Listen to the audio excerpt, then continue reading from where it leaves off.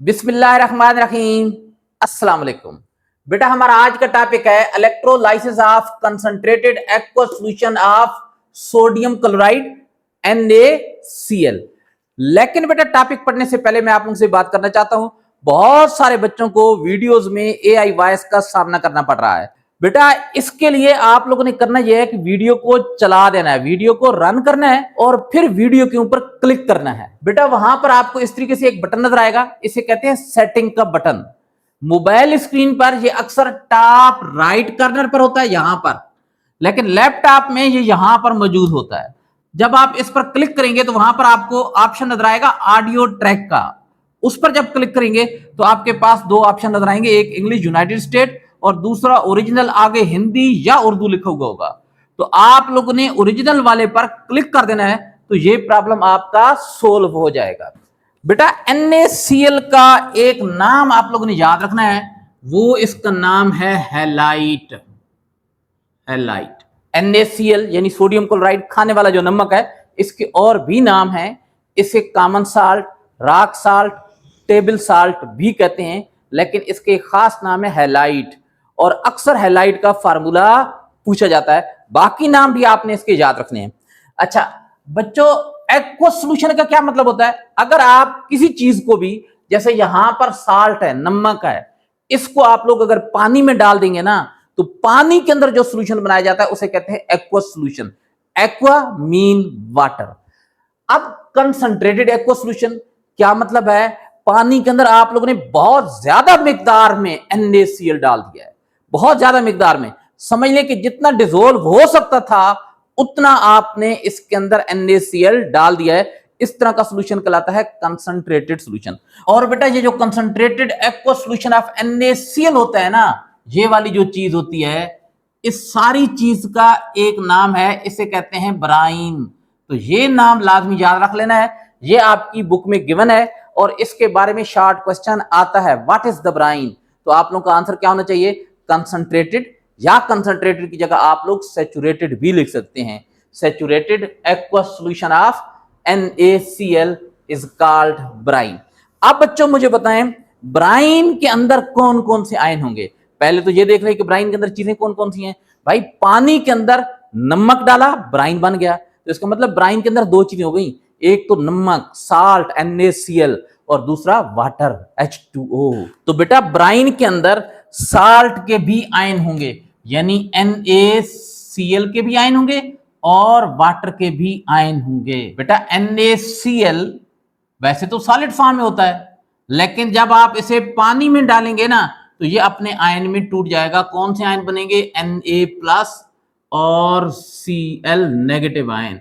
अब ये आयन चूंकि पानी के अंदर मौजूद होंगे, इस वजह से इनके साथ लिख देते हैं Aq, एक्वस।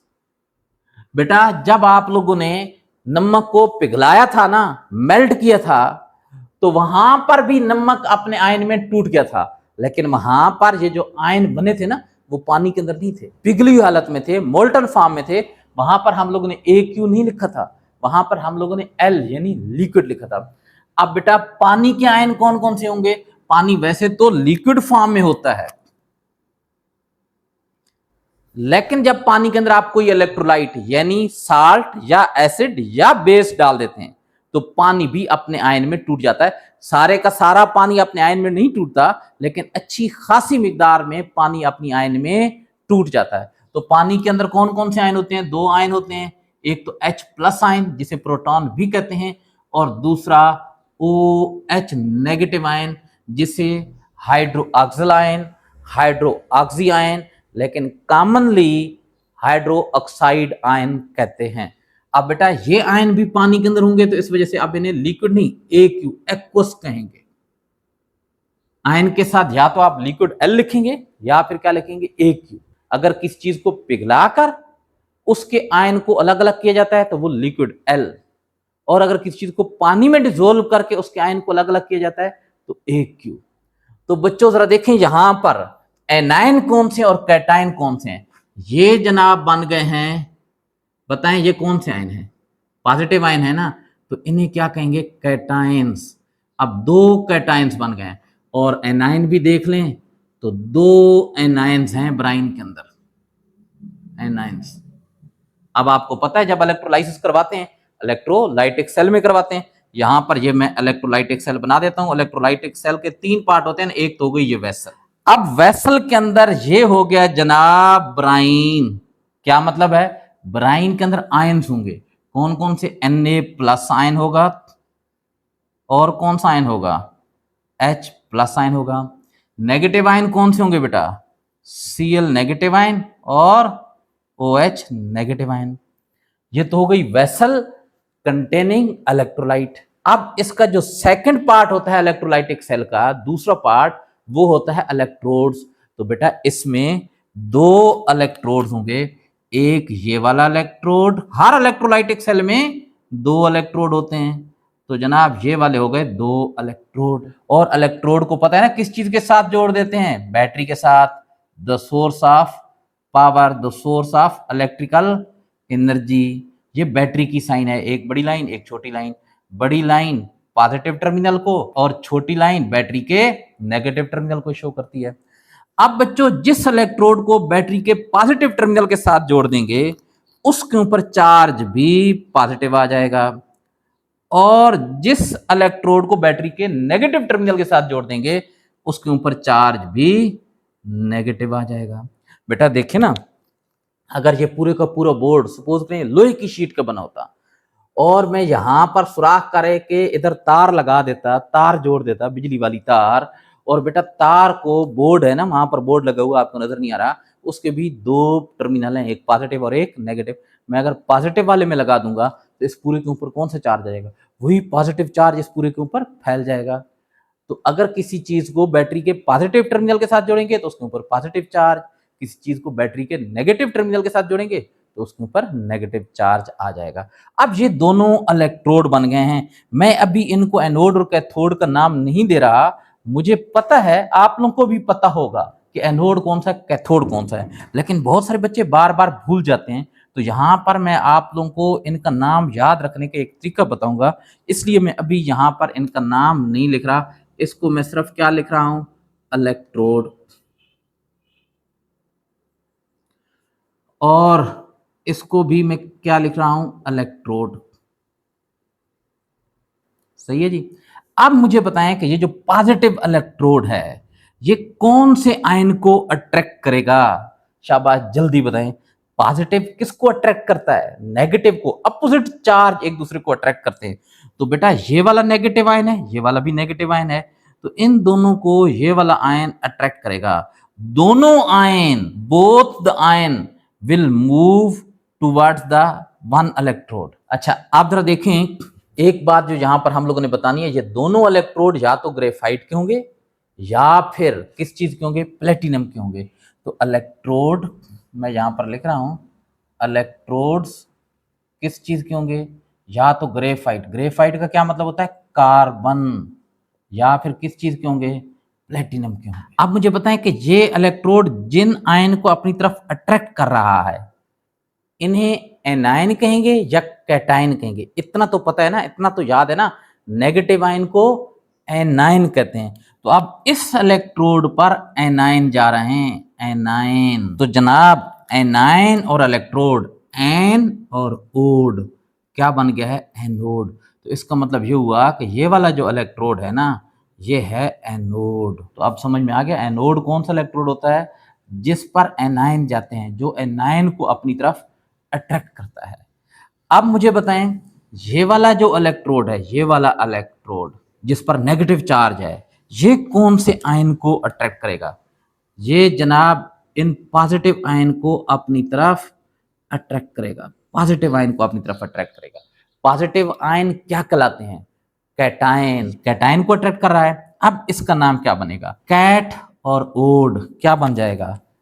Cat odd. लेकिन कैथोड पढ़ना थोड़ा सा अजीब सा लगता है, इसका नाम क्या बन गया है? कैथोड। तो कैथोड अब याद रख लेना कैटायन से बना है, वो वाला इलेक्ट्रोड जिसकी तरफ कैटायन जाते हैं। कैटायन पर पॉजिटिव चार्ज होता है, तो जाहिर सी बात है जिस इलेक्ट्रोड की तरफ जा रहे हैं उस पर कौन सा होगा? नेगेटिव चार्ज होगा। तो कैथोड पर नेगेटिव चार्ज और एनोड पर पॉजिटिव चार्ज होता है। तो अब जनाब हम लोग देख लेते हैं कि ये आयन एनोड पर जाकर क्या करेंगे और ये वाले पॉजिटिव आयन कैथोड पर जाकर क्या करेंगे। तो एनोड पर क्या होगा, जरा देखें, एट एनोड, एनोड पर क्या होगा। हाँ भाई, एनोड पर दोनों आयंस जा रहे हैं, क्लोराइड आयन भी और OH नेगेटिव आयन भी।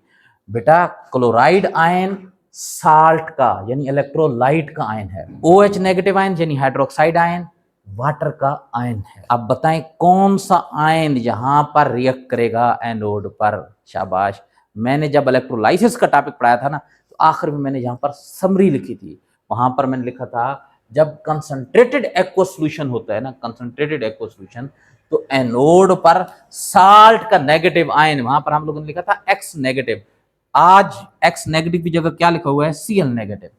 तो जनाब ये दोनों जाएंगे तो सही एनोड पर, Cl नेगेटिव भी यानी क्लोराइड आयन भी, हाइड्रोक्साइड आयन भी, लेकिन दोनों यहां पर रिएक्ट नहीं करेंगे। कौन सा आयन रिएक्ट करेगा, सिर्फ Cl नेगेटिव। वजह यह है कि ये ज्यादा एक्टिव है OH के मुकाबले में। अब कैसे पता चलेगा कौन सा ज्यादा एक्टिव है और कौन सा लेस एक्टिव है, तो भाई आपकी बुक में इलेक्ट्रोकेमिकल सीरीज गिवन है, इंशाल्लाह वो समझ लेंगे। अब बच्चों Cl नेगेटिव यहां पर जाएगा, क्या रिएक्शन करेगा, देखें ना, इसके ऊपर है नेगेटिव चार्ज, और नेगेटिव चार्ज का मतलब पता है, इलेक्ट्रॉन ज्यादा हैं। कितने इलेक्ट्रॉन ज्यादा हैं, -1 चार्ज है तो एक इलेक्ट्रॉन ज्यादा है। बच्चों इसकी ख्वाहिश ये होती है कि ये अपना इलेक्ट्रॉन दे दे, इस पर है पॉजिटिव चार्ज, पॉजिटिव चार्ज का मतलब होता है इलेक्ट्रॉन कम है, इसकी ख्वाहिश ये है कि कहीं से इलेक्ट्रॉन मिल जाए। ये बेटा मूव करते करते करते करते जब इसकी सरफेस पर यानी यहां पर आकर अटैच करेगा ना, यहां पर आकर अटैच करेगा, ये अपना इलेक्ट्रॉन इसको दे देगा, इलेक्ट्रॉन इसको दे देगा। तो अब इसने अपना इलेक्ट्रॉन दे दिया, इस पर जो फालतू इलेक्ट्रॉन था वो इसने दे दिया। तो क्या मतलब, अब इस पर इलेक्ट्रॉन पूरे हो गए हैं, न ज्यादा है न कम है। तो अब Cl पर कोई चार्ज नहीं होगा, ये वाला रिएक्शन होगा Cl नेगेटिव जो एक्वस फॉर्म में था, इसने इलेक्ट्रॉन दिया है, इलेक्ट्रॉन दिया है ना, तो एरो के बाद लिखेंगे, इलेक्ट्रॉन लिख दिया है तो एरो के बाद लिखेंगे प्लस। अब ये न्यूट्रल स्पीशी में कन्वर्ट हो गया। लेकिन बेटा जो हैलोजन होते हैं, याद रख लेना आप कौन कौन से एलिमेंट जो हैलोजन है, फ्लोरीन, क्लोरीन, ब्रोमीन, आयोडीन, एस्टेटीन। इसके अलावा 3 और एलिमेंट, हाइड्रोजन, ऑक्सीजन और नाइट्रोजन। इनका बेटा एक एक एटम जब उसके ऊपर कोई चार्ज नहीं होता ना, तो न्यूट्रल एटम इनका अकेला स्टेबल नहीं होता, इनके 2 एटम आपस में कंबाइन होकर गैस की शक्ल इख्तियार कर लेते हैं, मॉलिक्यूल की शक्ल इख्तियार कर लेते हैं। तो क्लोरीन का एक एटम नहीं, क्लोरीन के 2 एटम आपस में कंबाइन होकर Cl2 यानी क्लोरीन गैस बना देंगे। और ये पता है कहां पर बनेगी, एनोड पर बनेगी Cl2 गैस। देखें एक Cl नेगेटिव नहीं होगा, बहुत सारे Cl नेगेटिव होंगे, तो ये सारे के सारे यहां पर आएंगे, सारे के सारे Cl न्यूट्रल एटम में कन्वर्ट होंगे, फिर 2-2 Cl मिलकर क्लोरीन के मॉलिक्यूल में कन्वर्ट होते जाएंगे, और वो जो क्लोरीन के मॉलिक्यूल होंगे वो गैस की शक्ल में यहां से ऊपर जाते जाएंगे, यहां से ऊपर। और ये बेटा हवा में नहीं इसको छोड़ दिया जाता कि ये गैस जनाब हवा में जाती है। पहली बात तो ये है कि ये गैस भी काफी कीमती होती है, बहुत ज्यादा इस्तेमाल होती है, ब्लीचिंग पाउडर, डीकलराइजेशन वगैरह के लिए इस्तेमाल होती है। उसके अलावा बेटा जरा देखें कि ये जहरीली भी होती है, अगर हवा में छोड़ देंगे, किसी भी इंडस्ट्री में ये काम हो रहा है और वो इंडस्ट्री क्लोरीन गैस हवा में छोड़ रही है, तो वहाँ की जो आबादी है वो तो बहुत अच्छी हो जाएगी ना, नहीं बेटा वहाँ जहर फैल जाएगी, ये जहरीली होती है। तो इसको आगे कलेक्ट कर लिया जाता है, टैंक इसके भर लिए जाते हैं, सिलेंडर भर लिए जाते हैं। ये बात आप याद रखनी है कि during the electrolysis of concentrated aqua solution of NaCl, anode पर कौन सी चीज बनती है, क्लोरीन गैस बनती है। अच्छा आप जरा देखें कैथोड पर कौन सी चीज, कैथोड पर बेटा 2 आयन जाएंगे, Na+ और H+, लेकिन यहां पर जाकर रिएक्शन कौन सा आयन करेगा, H+, सिर्फ H+ करेगा। आप बताएं Na+ क्यों नहीं करेगा। अभी बात बताइए कि जो ज्यादा एक्टिव होता है वो रिएक्ट करता है, तो Na+ की बजाय H+ ज्यादा एक्टिव होता है, तो यहां पर हम लोग क्या लिखेंगे, एट कैथोड। हाँ भाई, कैथोड पर कौन सा रिएक्शन होगा, बताएं रिएक्शन क्या होगा। H पर है प्लस चार्ज, प्लस चार्ज क्यों है, इलेक्ट्रॉन कम है, इसकी ख्वाहिश है कि इसको कहीं से इलेक्ट्रॉन मिल जाए। इस इलेक्ट्रोड पर नेगेटिव चार्ज है, क्या मतलब इस पर इलेक्ट्रॉन ज्यादा है, इसकी ख्वाहिश ये है कि कोई इलेक्ट्रॉन ले ले। अब ये लेना चाहता है, ये देना चाहता है। तो आप जरा देखें, ये जब इसकी सरफेस के साथ यहाँ पर जाकर अटैच होगा ना इसकी सरफेस के साथ, तो इस पर ये जो पॉजिटिव चार्ज होगा ना इलेक्ट्रॉन की कमी की वजह से, ये अपना इलेक्ट्रॉन इसको देगा तो इसका ये चार्ज पूरा हो जाएगा, खत्म हो जाएगा। यानी जो चार्ज था एक इलेक्ट्रॉन की कमी की वजह से इलेक्ट्रॉन मिल गया तो वो चार्ज खत्म हो गया, ये न्यूट्रल चीज में कन्वर्ट हो जाएगा। यहाँ पर कौन सा रिएक्शन होगा, H प्लस एक्वस फॉर्म में था।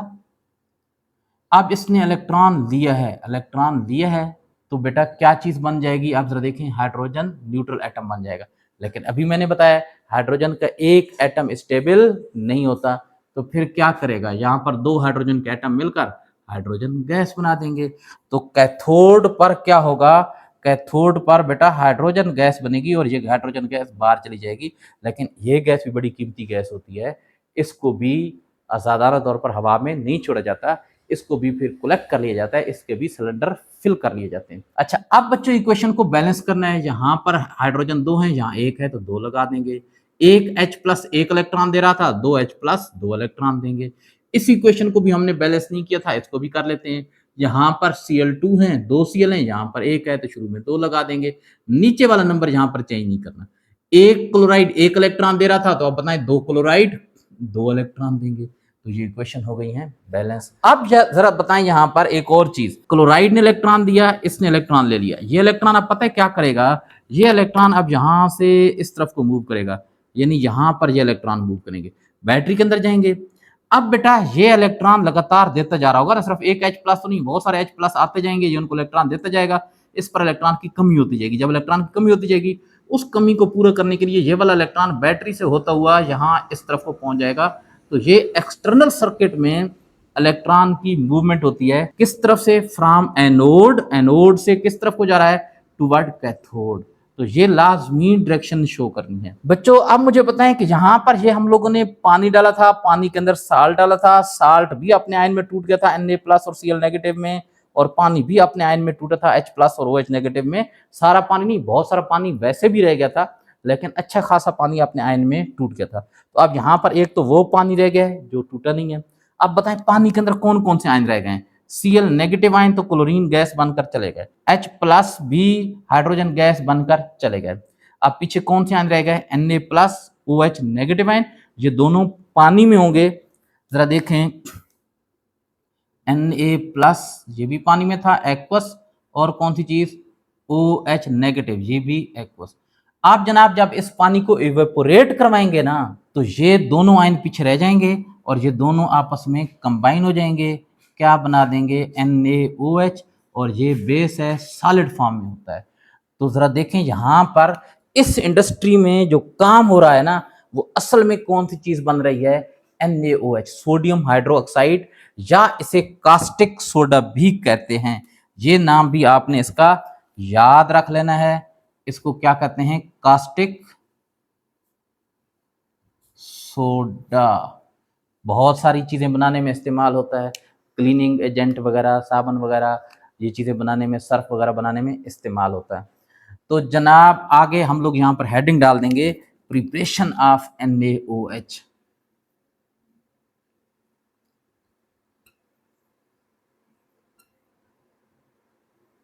तो बच्चों ये पूछ लिया जाता है कि ये electrolysis of concentrated aqueous solution of NaCl करवाने का मकसद क्या होता है, इंडस्ट्री में ये प्रोसेस क्यों करवाया जाता है। तो बेटा इंडस्ट्री में ये कास्टिक सोडा बनाने के लिए करवाया जाता है। तो बाज़ औक़ात ये क्वेश्चन लिखा हुआ नहीं आता, explain the electrolysis of concentrated aqueous solution of NaCl या सोडियम क्लोराइड, नहीं, बाज़ औक़ात इस तरीके से भी क्वेश्चन आ जाता है, लॉन्ग क्वेश्चन आता है, explain the industrial preparation of NaOH sodium hydroxide या कास्टिक सोडा। तो आप लोगों ने सारे का सारा प्रोसेस यही एक्सप्लेन करना है बेटा। अब यहाँ पर तो मैंने सिर्फ आपको समझा दिया है ना, आप लोग इस तरीके से लिखेंगे तो नहीं, किस तरीके से लिखेंगे, मैंने नोट्स भी इसके साथ लगा दिए हैं, लेकिन अब आप जरा सुन भी लें ताकि आपके लिए आसानी हो जाएगी।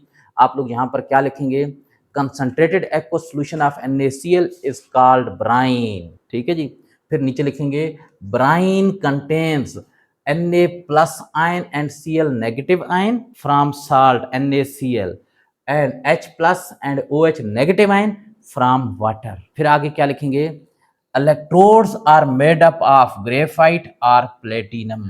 फिर उसके बाद क्या लिखेंगे, chloride ion and OH negative ion both moves toward anode but only chloride ion is, यहां पर जरा देखें ना, ये इलेक्ट्रॉन दे रहा है, इलेक्ट्रॉन देना क्या कहलाता है, oxidation,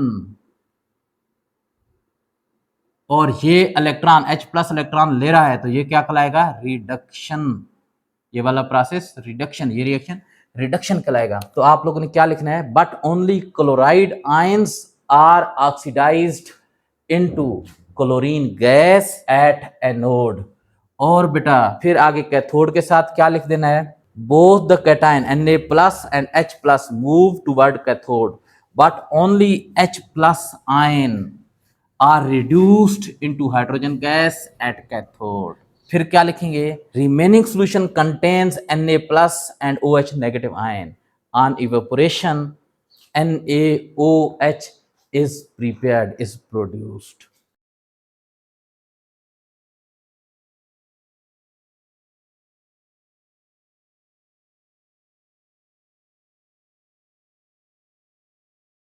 electrolysis of dilute aqueous solution of NaCl। Dilute aqueous solution क्या मतलब है, जब आप लोग पानी के अंदर बहुत थोड़ी सी मिकदार में NaCl डाल देंगे, बहुत थोड़ी सी मिकदार में NaCl होगा तो वो कहलाता है डाइल्यूट सॉल्यूशन। वैसे डाइल्यूट को पतला बोलते हैं भाई, अगर आपने किसी सॉल्यूशन को पतला करना तो क्या करते हैं, उसमें पानी ज्यादा डालते हैं, तो इसका मतलब यहां पर पानी बहुत ज्यादा होगा और NaCl बहुत ही थोड़ा सा होगा। तो जनाब अब इस सॉल्यूशन को ब्राइन नहीं कहते, concentrated aqueous solution of NaCl is called brine but dilute aqueous solution of NaCl is not called brine and it has no specific name, और इसको कोई स्पेसिफिक नेम नहीं होता। अब मुझे बताएं ये जो सॉल्यूशन होगा इसके अंदर कौन कौन से आयन होंगे, भाई दो चीजें है ना, एक्वस क्या मतलब, एक तो वाटर है और दूसरा NaCl, तो NaCl के भी आयन होंगे और एक्वस यानी वाटर के भी आयन होंगे। तो यहां पर सॉल्यूशन के अंदर दो किस्म के आयन होंगे जनाब, कौन कौन से, एक तो NaCl की डिसोसिएशन होगी, NaCl सॉलिड फॉर्म में होता है, लेकिन जब जनाब ये पानी में जाएगा तो किसमें Na प्लस और दूसरा Cl नेगेटिव आयन में कन्वर्ट हो जाएगा। मुझे बताएं अगर यहां पर एक बीकर पड़ा हुआ और बीकर के अंदर आप NaCl डालते हैं, वो अपने आयन में टूट जाएगा, आयन अलग अलग हो जाएंगे, उसके बाद आयन क्या करेंगे, छलांग लगाकर बीकर से बाहर आ जाएंगे ना, नहीं भाई ऐसा नहीं होगा, आयन भी पानी के अंदर रहेंगे। जब आयन पानी के अंदर रहेंगे ना तो हम यहां पर लिखेंगे AQ एक्वस, शाबाश। उसके बाद और किस चीज के आयन, पानी के आयन, पानी का फार्मूला क्या होता है H2O और पानी लिक्विड फॉर्म में होता है। तो जनाब पानी के अंदर तो पता है ना कौन से आयन होते हैं, H प्लस एक्वस और दूसरा OH हाइड्रोक्साइड आयन, ये भी एक्वस फॉर्म में होंगे। अब बच्चों यहां पर दो कैटायन दो एनायन हैं, लेकिन याद रखें पानी के आयन यहां पर बहुत ज्यादा तादाद में होंगे और NaCl के ये जो आयन है ये बहुत थोड़ी मिकदार में होंगे, क्योंकि पानी के अंदर हम लोगों ने ये बहुत थोड़ी सी मिकदार में डाला। तो अब ये वाले आयन मोर इन क्वांटिटी और ये वाले लेस इन क्वांटिटी, तो पता है अब रिएक्शन कौन से आयन करेंगे एनोड और कैथोड पर, ये वाले दोनों आयन जो ज्यादा मिकदार में होंगे। देखें जब तादाद बराबर बराबर होती है ना ऑलमोस्ट, या 19-20 को थोड़ा बहुत फर्क भी होता है, तो पता है कौन जीतता है, जो ज्यादा एक्टिव ज्यादा ताकतवर होता है। मुकाबला हो ना, अगर एक तरफ को 20 लोग हों दूसरी तरफ को 20 लोग हों, लेकिन एक तरफ को थोड़े से कमजोर कमजोर और दूसरी तरफ को बहुत ताकतवर लोग हों, तो पता है कौन से लोग जीतेंगे, वो जो ताकतवर लोग हैं वो। इवन ये कि अगर 15 लोग ताकतवर हैं और दूसरी तरफ से 20 लोग कमजोर हैं तब भी ताकतवर जीत जाएंगे। लेकिन बेटा अगर 5 लोग हों बहुत ज्यादा ताकतवर और दूसरी तरफ को 100 लोग हों या 200 लोग हों थोड़े से उनके मुकाबले में कम ताकतवर हूं कमजोर हूं, तो फिर पता है फिर ताकत वाकत काम नहीं आएगी, फिर नंबर, जिसका नंबर ज्यादा होता है ना वो जीत जाता है। तो देखें पहले तो ये दो आयन ऑलमोस्ट बराबर मिकदार में थे जब concentrated aqueous solution of NaCl की इलेक्ट्रोलाइसिस करवाई थी, तो इनमें से ये वाला जीता था क्योंकि ये ज्यादा है, इसने रिएक्शन किया था। और इन दोनों की भी ऑलमोस्ट बराबर थी, या थोड़ी बहुत अगर इसकी ज्यादा भी थी तो कोई उससे फर्क नहीं पड़ता, थोड़ा सा फर्क था, तो वहां पर ये जीता था, इसने रिएक्शन किया था एनोड पर, इसने कैथोड पर, इसने एनोड पर। लेकिन अब बच्चों ये तादाद में बहुत ज्यादा है ये वाले दो आयन, तो अब भले ये ज्यादा एक्टिव हो ज्यादा रिएक्टिव हो, लेकिन एनोड पर ये वाला आयन जाकर ऑक्सीडाइज होगा। क्यों? क्योंकि ये तादाद में ज्यादा है, इसकी कंसंट्रेशन ज्यादा है। तो अगर कोई आप लोगों से पूछ ले कि एनोड और कैथोड पर किस बेस पर आयन ऑक्सीडाइज या रिड्यूस होते हैं, तो आप लोगों ने कहना है कि सर नंबर 1 एक्टिविटी की बेस पर, जो ज्यादा एक्टिव होता है वो ऑक्सीडाइज या रिड्यूस होता है। नंबर 2 कंसंट्रेशन, अगर कंसंट्रेशन को बहुत ज्यादा फर्क आ जाए तो फिर कंसंट्रेशन की बेस पर ऑक्सीडेशन या रिडक्शन होती है, लेकिन अगर तादाद में ज्यादा फर्क ना हो तो फिर एक्टिविटी की बेस पर ऑक्सीडेशन या रिडक्शन होती है। अब जनाब मुझे बताएं एनोड पर कौन से आयन जाएंगे? एनोड पर ये दोनों आयन जाएंगे, दोनों एनायन।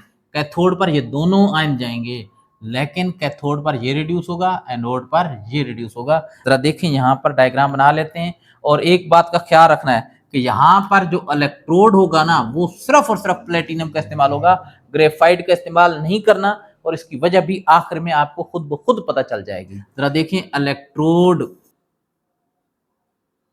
इलेक्ट्रोड किस चीज के बने होने चाहिए भाई? इलेक्ट्रोड सिर्फ और सिर्फ प्लेटिनम के, ग्रेफाइट के नहीं बनाने। अच्छा आप जरा देखें यहाँ पर इलेक्ट्रोलाइटिक सेल हम लोग बना लेते हैं। ये जनाब हमारे पास वेसल हो गया। इलेक्ट्रोलाइटिक सेल के 3 ही तो पार्ट होते हैं, एक वेसल कंटेनिंग इलेक्ट्रोलाइट, तो ये जनाब इसके अंदर हो गया इलेक्ट्रोलाइट। डाइल्यूट एक्व सॉल्यूशन है, 2 किस्म के आयन होंगे, कौन कौन से? Na+ और H+, ये कैटायन। 2 किस्म के anion, Cl negative, OH negative. अब दूसरा जो पार्ट होता है इलेक्ट्रोलाइटिक सेल का वो होते हैं इलेक्ट्रोड्स। तो जनाब यहां पर ये हो गए इलेक्ट्रोड, एक ये वाला इलेक्ट्रोड और एक ये वाला इलेक्ट्रोड। इलेक्ट्रोड को किस चीज के साथ जोड़ देते हैं? तीसरी जो चीज होती है इलेक्ट्रोलाइटिक सेल के स्ट्रक्चर में, कंस्ट्रक्शन में, दैट इज बैटरी। तो इसको जनाब हम लोग जोड़ देंगे बैटरी के साथ। And battery has 2 terminal, 2 terminal में से ये वाला पॉजिटिव टर्मिनल और ये वाला नेगेटिव। अब जिस इलेक्ट्रोड को बैटरी के पॉजिटिव टर्मिनल के साथ जोड़ेंगे उस इलेक्ट्रोड साहब पर आ जाएगा पॉजिटिव चार्ज, जिस इलेक्ट्रोड को बैटरी के नेगेटिव टर्मिनल के साथ जोड़ेंगे उस पर आ जाएगा नेगेटिव चार्ज। सही है। अब जनाब होगा क्या कि ये वाला जो इलेक्ट्रोड है ये एनायन को अपनी तरफ अट्रैक्ट करेगा, तो ये वाला इलेक्ट्रोड क्या कहलाएगा? एनोड।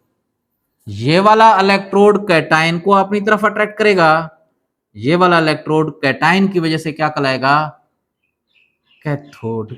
सही है जी। तो इलेक्ट्रोड तो प्लेटिनम के बने होंगे। आगे जरा देखते हैं एनोड पर क्या होगा। एट एनोड दोनों आयन जाएंगे, लेकिन सिर्फ OH क्या होगा वहां पर? रिएक्ट करेगा। अब OH का रिएक्शन यहां पर, OH की यहां पर ऑक्सीडेशन होगी। एनोड पर हमेशा क्या होती है? ऑक्सीडेशन। और आखिर में आपको पता भी चल जाएगा कि ये ऑक्सीडेशन हो रही है। लेकिन OH की ऑक्सीडेशन की जो इक्वेशन है ना वो समझना थोड़ा सा मुश्किल है। मैं यहां पर पहले इक्वेशन लिख देता हूं, फिर आपको यहां पर समझा भी देता हूं कि ये रिएक्शन हुआ कैसे है असल में। अगर आपको वो रिएक्शन का मैकेनिज्म तरीकाकार समझ में ना आए तो फिर जस्ट आप लोगों ने इक्वेशन याद कर लेनी है। अब जरा देखें बेटा, OH नेगेटिव आयन, इस पर नेगेटिव चार्ज क्यों है? क्योंकि इस पर इलेक्ट्रॉन फालतू है, तो ये अपना इलेक्ट्रॉन दे देता है। लेकिन इलेक्ट्रॉन देने के बाद पता है ये किस चीज में कन्वर्ट हो जाता है? ये कन्वर्ट हो जाता है H2O में और O2 ऑक्सीजन गैस में। तो अब इक्वेशन को हम बैलेंस कैसे करते हैं? यहाँ 4 लिख देते हैं। एक OH नेगेटिव 1 इलेक्ट्रॉन देता है, 4 OH नेगेटिव 4 इलेक्ट्रॉन देंगे। बच्चों 4 हाइड्रोजन हो गए तो यहाँ पर 2 लगा देंगे वाटर के साथ। अब ऑक्सीजन 2 यहाँ 2 यहाँ, 4 हो गए, यहाँ पर भी 4 हो गए। ये इक्वेशन है। अब ये हुआ कैसे रिएक्शन? अब जरा देखें, ये जो OH नेगेटिव आयन होता है इसके अपने अंदर असल में फिर मजीद आगे 2 आयन होते हैं। कौन कौन से 2 आयन होते हैं? एक होता है O-2, O पर हमेशा -2 चार्ज होता है, और दूसरा उसके साथ जुड़ा होता है H+1 या H+ कहते हैं। पता है इस पूरे पर कितना चार्ज आ जाएगा? ये OH पर -2 + 1 -1। तो अब बहुत सारे बच्चे समझते हैं कि यहाँ पर H पर -1 है। नहीं, OH के अंदर H पर तो +1 चार्ज होता है, ऑक्सीजन पर होता है -2 चार्ज, जैसे यहाँ पर लिखा हुआ है। ओवरऑल चार्ज कितना बन जाता है? -1। बच्चों होता ये है कि ये जब आयन, ये और ये दोनों एक जैसे ही होते हैं, ये तरफ मैंने समझाने के लिए इसका स्ट्रक्चर ऐसे लिख दिया है। जब ये आयन यहां पर जाता है ना, किस पर? एनोड पर, तो एनोड इससे सिर्फ ये वाला हिस्सा लेता है, नेगेटिव वाला हिस्सा O-2। एनोड पर पॉजिटिव चार्ज है ना, वो सिर्फ नेगेटिव वाला हिस्सा देता है। H+ को वो पीछे धकेल देता है। आप जरा देखें, एक OH यहां पर आया था, OH नेगेटिव, दूसरा OH भी उसके पीछे पीछे आ रहा था, इस पर नेगेटिव चार्ज था। इसने ये O-2 ले लिया लेकिन H प्लस धकेल दिया। जैसे ये H प्लस पीछे की जाने धकेलेगा, अलग करेगा, ये H प्लस OH के साथ रिएक्ट करके, पता है H plus plus OH negative मिलकर क्या बना देंगे, H2O। तो जरा देखें यहाँ पर H2O बन गया था, H2O। ठीक है जी। अच्छा, अब बच्चों बात ये है, ये जो H2O बना है, इधर जरा देखें ना क्या चीज थी, O-2 भी था। ये वाला हिस्सा तो यहाँ चला गया ना, ये इनके दरमियान बॉन्ड था, ये वाला हिस्सा तो वाटर में कन्वर्ट हो गया, पीछे रह गया था O2। अब O2 जब यहाँ पर जाएगा ना, तो O2 पर कितना चार्ज है, -2, क्या मतलब 2 इलेक्ट्रॉन ज्यादा है, तो ये अपने 2 इलेक्ट्रॉन इसको देगा। 2 इलेक्ट्रॉन देने के बाद ये ऑक्सीजन में कन्वर्ट हो जाएगा। ऑक्सीजन में कितने इलेक्ट्रॉन दिए थे, 2 इलेक्ट्रॉन, लेकिन ऑक्सीजन का एक एटम स्टेबल नहीं होता। ऑक्सीजन के कितने एटम, ऑक्सीजन के 2 एटम मिलकर O2 बना देते हैं, O2 बन गया। इसका मतलब ये हुआ कि यहां पर अगर 2 ऑक्सीजन है और ये 2 ऑक्सीजन सिर्फ यहां से आ रहे थे, तो यहां पर ये 2 होंगे। अगर ये 2 ऑक्सीजन है, 2 H प्लस होंगे। एक H प्लस के लिए एक OH चाहिए होता है, तो 2 H प्लस के लिए 2 OH चाहिए होते हैं। एक H एक OH एक वाटर का मॉलिक्यूल बनाते हैं। यहाँ पर 2 H हो गए ना, ये 2 ऑक्सीजन के साथ भी, H के साथ भी, यहाँ पर 2 H हो गए, 2 OH हो गए, 2 H 2 OH कितने, 2 वाटर के मॉलिक्यूल बना देंगे। और ये तो 2 H 2 OH 2 वाटर के मॉलिक्यूल में कन्वर्ट हो गए। 2 जो O-2 ऑक्साइड आयन थे वो दोनों ऑक्सीजन में कन्वर्ट हो गए। एक ऑक्सीजन के पास 2 इलेक्ट्रॉन फालतू थे, 2 ऑक्सीजन के पास कितने हो जाएंगे, अगर एक के पास 2 इलेक्ट्रॉन हो, 2 ऑक्सीजन के पास 4 इलेक्ट्रॉन, तो 2 ऑक्सीजन ने 4 इलेक्ट्रॉन दिए होंगे। तो जरा देखें यही इक्वेशन बन गई है, 2OH 2OH, इन दोनों को एक ही दफा लिख देंगे, क्या लिखेंगे, 4OH नेगेटिव। फिर आगे 2H2O 2H2O O2 और 4 इलेक्ट्रॉन। तो जनाब यहां पर ये जो OH गए हैं ना, ये वाले OH, ये 4 OH यहां पर जाएंगे। 4 OH में से कितने बनेंगे, 2 वाटर के मॉलिक्यूल बन जाएंगे, उसके अलावा एक ऑक्सीजन गैस का मॉलिक्यूल बन जाएगा, और 4 OH 4 इलेक्ट्रॉन देंगे। तो जनाब यहां पर कौन सी गैस प्रोड्यूस होगी, ऑक्सीजन वाली गैस प्रोड्यूस होती है, जहां पर ऑक्सीजन गैस O2, और ये ऑक्सीजन गैस ऊपर बाहर चली जाती है। अब इस ऑक्सीजन गैस को जाया नहीं किया जाता है, इसको कलेक्ट कर लिया जाता है। अब बच्चों बात यह है कि मैंने कहा था कि इलेक्ट्रोड ग्रेफाइट के नहीं हो सकते, सिर्फ प्लेटिनम के होंगे। क्यों भाई ग्रेफाइट के क्यों नहीं हो सकते, ग्रेफाइट होता है कार्बन। और बेटा ये यहाँ पर जो ऑक्सीजन प्रोड्यूस हो रही है ना इसकी सरफेस पर, वो ऑक्सीजन कार्बन के साथ रिएक्ट करके कार्बन डाइऑक्साइड गैस बना देती है।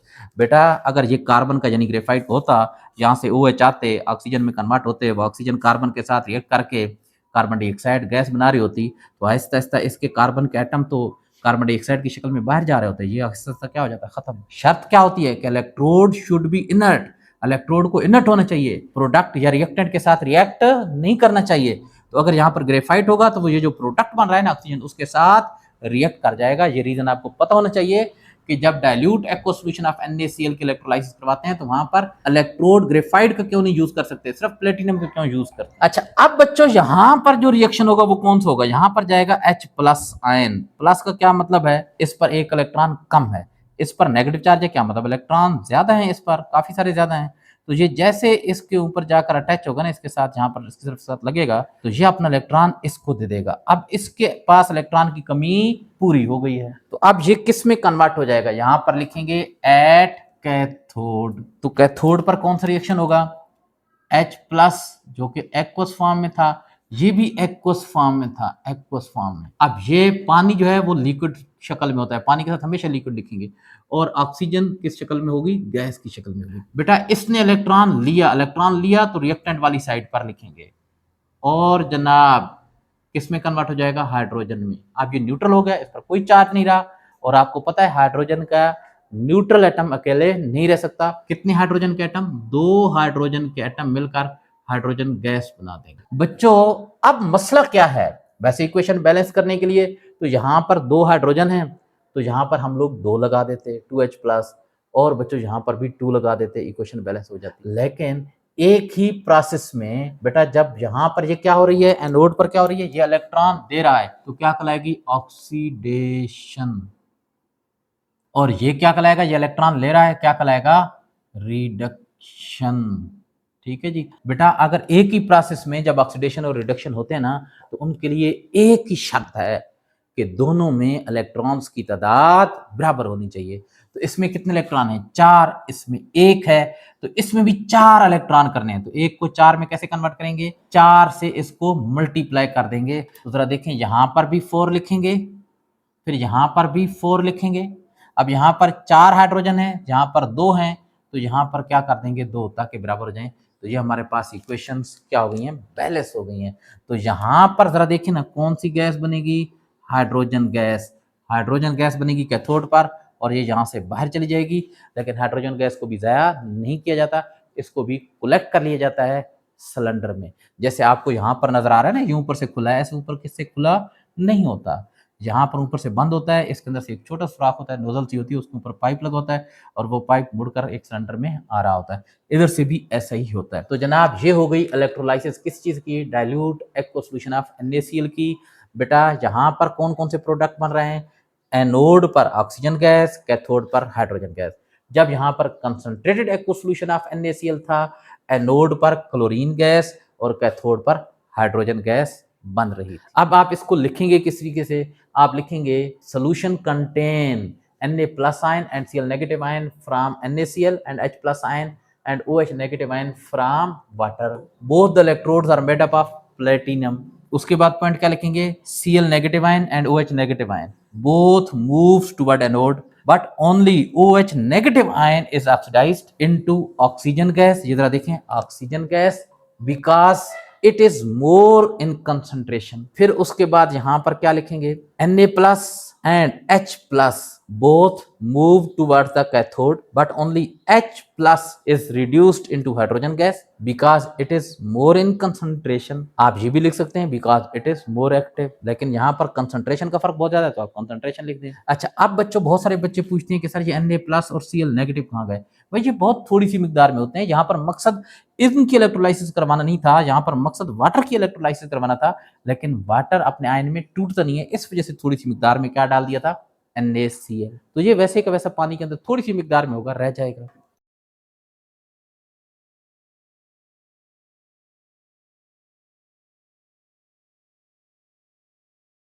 Electrolysis of dilute aqueous solution of sulphuric acid, H2SO4 sulphuric acid को कहते हैं। बेटा, डाइल्यूट सल्फ्यूरिक एसिड क्या मतलब है? पानी के अंदर बहुत थोड़ी सी मिकदार में सल्फ्यूरिक एसिड डाला गया है। बेटा, यहां पर नाम तो है ना H2SO4 की इलेक्ट्रोलाइसिस। क्या मतलब? H2SO4 में से बिजली पास करेंगे तो H2SO4 अपने सिंपल सब्सटेंसेस यानी एलिमेंट में कन्वर्ट हो जाएगा। लेकिन आप देखेंगे कि ऐसा नहीं होगा। हकीकत में यहां पर इलेक्ट्रोलाइसिस वाटर की हो रही है, क्योंकि आप देखेंगे आखिर में वाटर अपने एलिमेंट में हाइड्रोजन और ऑक्सीजन में कन्वर्ट हो रहा होगा। सल्फ्यूरिक एसिड अपने एलिमेंट यानी हाइड्रोजन, सल्फर और ऑक्सीजन वगैरह में कन्वर्ट नहीं हो रहा होगा। यहां पर सल्फ्यूरिक एसिड थोड़ा सा पानी में डालते हैं, और इसलिए डालते हैं ताकि पानी अपने आयन में टूट जाए। वैसे जो खालिश पानी होता है ना, वो अपने आयन में नहीं टूटता। सॉल्यूशन के अंदर कौन कौन से आयन होंगे? भाई, सॉल्यूशन के अंदर दो चीजें हैं ना, H2SO4 और एक्वा, क्या मतलब? वाटर है। तो H2SO4 के आयन होंगे और वाटर के आयन होंगे। तो जरा देखें, H2SO4 के आयन कौन कौन से होंगे? H2SO4 बेटा, ये लिक्विड फॉर्म में होता है। जितने भी एसिड आपके कोर्स में गिवन है ना, सारे के सारे लिक्विड फॉर्म में होंगे, सिवाय HCl के, वो गैसियस फॉर्म में होता है। कुछ एसिड ऐसे हैं जो सॉलिड फॉर्म में भी होते हैं, लेकिन आपके कोर्स में उनका जिक्र नहीं है। जैसे ऑक्सैलिक एसिड है, बोरिक एसिड है, ये सॉलिड फॉर्म में होते हैं, लेकिन आपके कोर्स में इनका जिक्र नहीं है। बच्चों, ये जब अपने आयन में टूटेगा, पता है कौन से आयन बनेंगे? एक तो H प्लस आयन, एसिड का हमेशा शुरू में H प्लस आयन होता है, और दूसरा SO4 नेगेटिव। पहले वाले पर हमेशा पॉजिटिव, दूसरे वाले पर हमेशा नेगेटिव।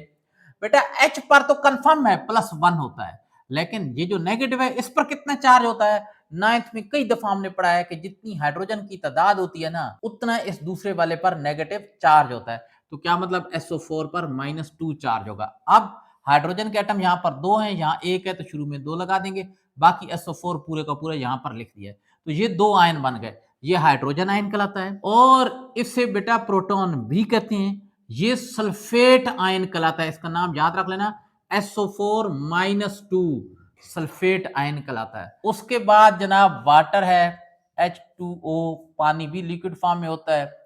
बेटा, पानी कौन से आयन में कन्वर्ट हो जाएगा? H+OH नेगेटिव आयन में। आप मुझे बताएं यहां पर जो H प्लस है ये पानी के अंदर होगा, इसके साथ क्या लिखेंगे एक्वस, इसके साथ भी क्या लिखेंगे एक्वस।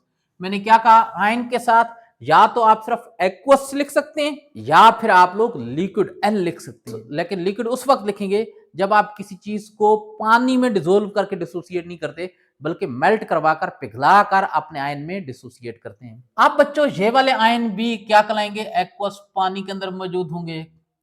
देखें दो कैटायन दो एनायन, वैसे ये दो कैटायन नहीं है, एक ही तरह के कैटायन है यहां पर। चलें बताएं अब इलेक्ट्रोड कौन से हम लोग इस्तेमाल करेंगे, थोड़ा सोच कर बताएं।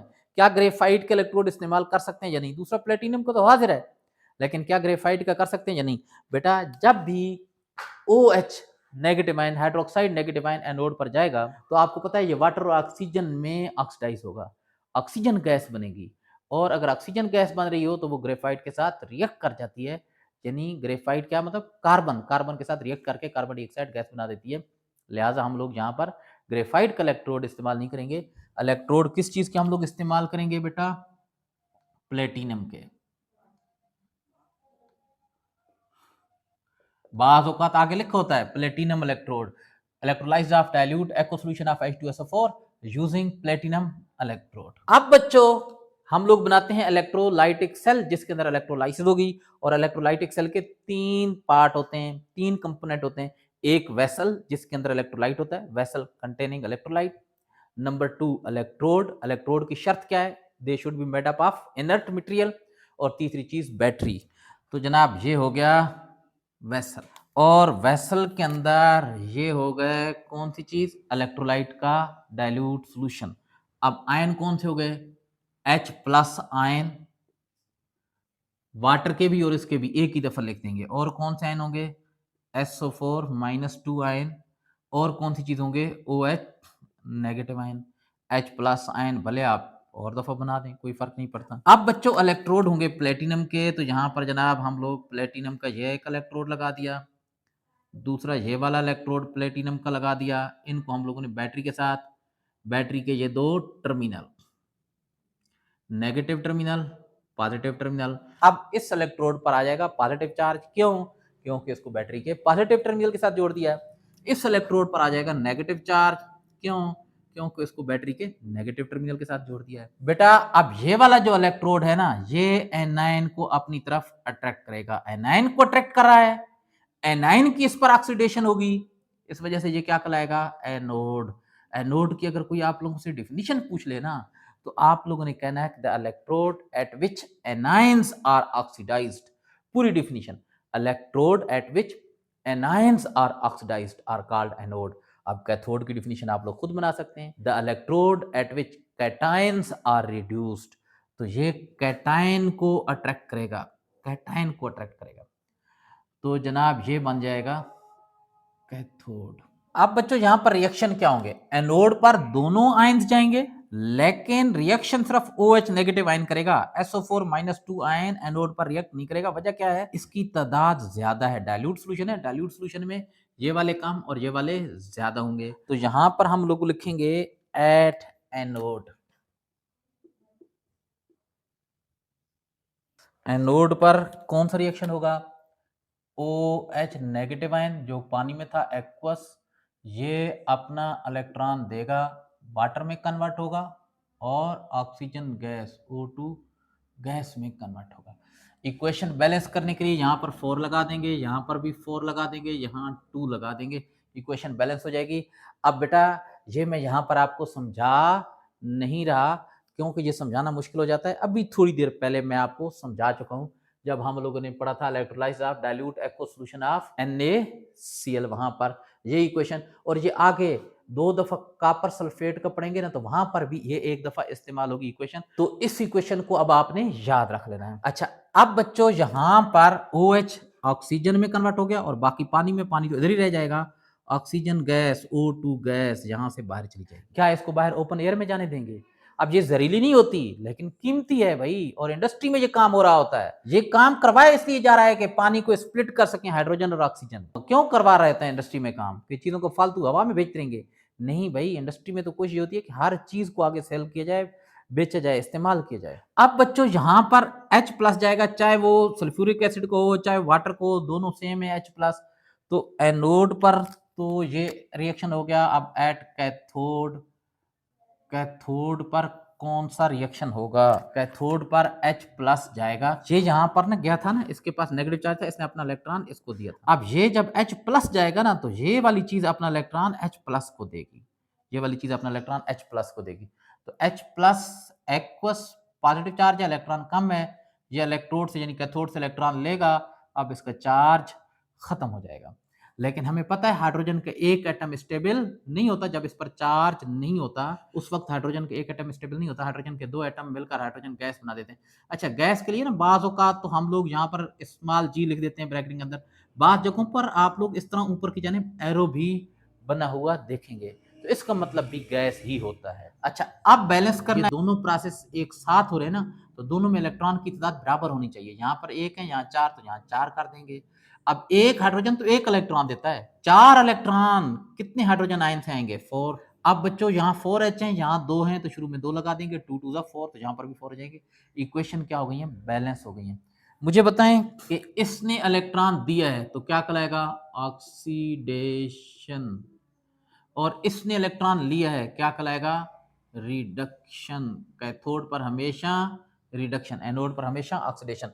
तो यहां पर H प्लस हाइड्रोजन गैस में कैथोड पर हाइड्रोजन गैस बन रही है। इन चीजों का ख्याल रखना है, इनके लिए अलग से क्वेश्चन आ जाते हैं, एमसीक्यूज आ जाते हैं कि भाई electrolysis of dilute aqueous solution of H2SO4 में कैथोड पर क्या बनता है, एनोड पर क्या बनता है। आप बच्चों आप लोग इसको लिखेंगे किस तरीके से? लिखेंगे solution contain H plus ion and SO4 minus 2 ion from H2SO4 and H plus ion and OH negative ion from water. फिर क्या लिखेंगे? Electrodes are made up of platinum. फिर उसके बाद क्या लिखेंगे? SO4 minus 2 and OH negative both moves toward the anode, but only OH negative ion is oxidized into oxygen due to its large concentration. फिर उसके बाद क्या लिखेंगे कि प्रोटॉन यानी H plus moves toward the cathode and are reduced into hydrogen gas. ये जनाब reaction लिख देने हैं। ये वाले रिएक्शन भी इनके साथ ही ऊपर लिखे जाएंगे, नोट्स में मैंने लिख दिए हैं। सारी यही बातें नोट्स में होंगी, ये सिर्फ यहाँ पर आपको समझा रहा हूँ। उम्मीद है कि कंसेप्ट क्लियर हो रहे होंगे। ओके जी, अल्लाह हाफिज़।